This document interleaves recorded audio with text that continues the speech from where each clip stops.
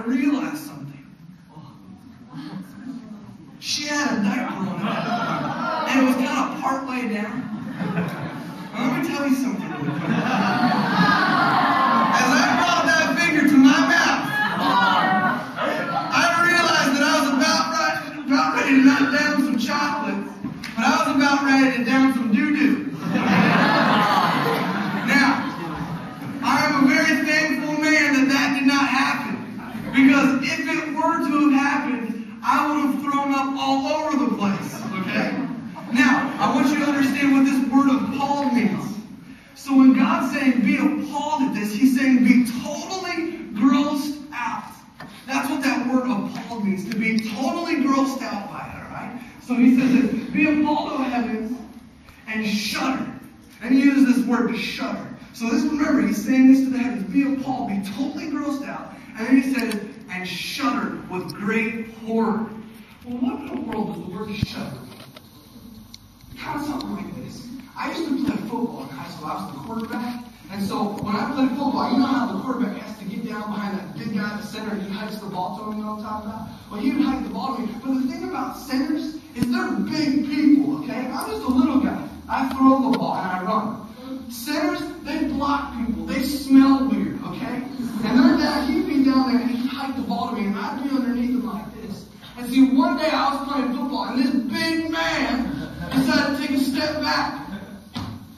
On my foot, okay? On my foot. And you know, it wasn't that big of a deal. It may have looked something like this afterwards, okay? It did not feel good.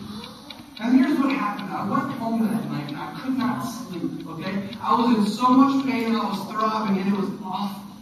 My dad comes up to me and he says, Mark, do you want me to do anything? I'm like, no, I think I'll be okay. And so I try to go back to sleep. I'm trying to sleep, and I can't. It just hurts too bad. And I'm like, Dad, I need you to do something. He's like, all right, son. You go downstairs and you get the drill bit. And I was like, what? You get me serious, Dad. Come on. He's like, you go downstairs and you get the drill bit, and we'll take care of this. I was like, all right. So I go downstairs, I get the drill, we come up, and I'm laying in my bed, and I'm holding a pillow, and I'm biting on it. And I'm not kidding you, okay? This is what my dad does. I don't know if he's totally sane, but this is what he did. He takes the drill bit as I'm screaming and crying into the pillow, and goes down through my toenail with the drill until the pressure releases. Now, that hurt pretty bad, right? This is what I want you to know. See that kind of reaction you're having right now? That like, that's kind of what it means to shudder, okay? That's kind of what that means. So when you're going like shuddering, like, it's like total devastation, like total, like, this is awful. Alright, so here we go. Let's look at the verse now. It says, be appalled at this, O heavens. Remember, be totally grossed out, and then shudder with great horror. And it says, my people have committed two sins. First thing they've done, it says, they've forsaken me. They've forsaken. Well, what does that word mean? Let me show you another picture. Alright? See that guy in the middle? His name's Drew. Drew's a good friend of mine. That picture is a recent picture. I knew Drew when he was in 8th grade. He was 14. I was hanging out with Drew, and I was at a retreat kind of like this, but it was in the United States. It was the same type of thing. And one night, after a guy like me was speaking, I'm hanging out with Drew, and we're in the cabin. And Drew just started bawling his eyes out. Like, just bawling his eyes out. And I go over to him, I sit next to him, like, Drew, what's going on, man? What's wrong? And he can't even talk. He's just crying so hard. He's in so much pain. I'm like, Drew, what is going on, buddy? You know what he said to me? He says, Mark, right before I came to camp, I got a call from my dad. You know what my dad said to me? My dad told me that he's been having an affair with another woman. He's been having sex with another woman other than my mom. And he told me that he never wants to see me again. And that he's not coming back. And his dad left his family. And he said he never wanted to see me again. That's awful. You know what that word forsaken means? It means to be like totally forget you, man. Forget you. That's what Drew's dad did to him. He said to Drew, he said, you know what? Forget you. He said that to that family right there. His dad said, forget you. I don't want to have anything to do with you. That word forsaken, that's what that means. Alright, let's look at the verse again. It goes like this. Be appalled at this, O heavens, and shudder with great horror, declares the Lord. My people have committed two sins. dug their own cisterns, broken cisterns that can't hold any water. Well, what does that look like? All right, when it's talking about cisterns here, it's talking about the thing that they get water from, the thing that provides life. So without cisterns, there is no water. Without water, you can't live, you can't survive. Alright, so this is what it kind of looks like. So it says, they have dug, so the Israelites, the people that God's talking to, it says, they have dug for themselves their own cisterns, cisterns that can't even hold any water. So what that looks like is this.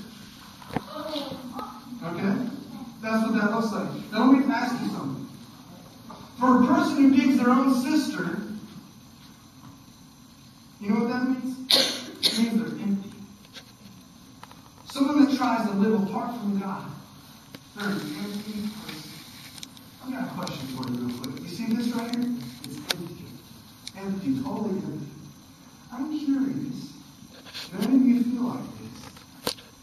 I'll ask you to search yourself real quick. Look deep inside of yourself. Do any of you feel like this? Empty. Lost. Do any of you guys feel empty? Now, here's what I want to do. You know what's interesting? Is we all worship something. Do you guys know that? We all worship something. What do I mean by that?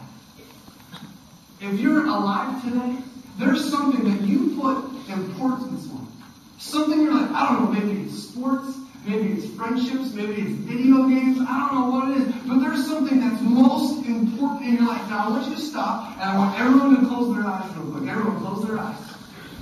And as I ask this question, I want you to try and picture what it is. What is most important in your life? Think about it. What is it that's most important in your life? All right, everyone open their eyes. Now, whatever that is, you will worship that thing. Whatever is most important in your life, you will end up worshiping that thing. C.S. Lewis, this really, really smart guy that lived in England, said this one time. He said, you know what our problem is? Our problem is that we are far too easily satisfied. We are far too easily satisfied. You want to know what grosses God out?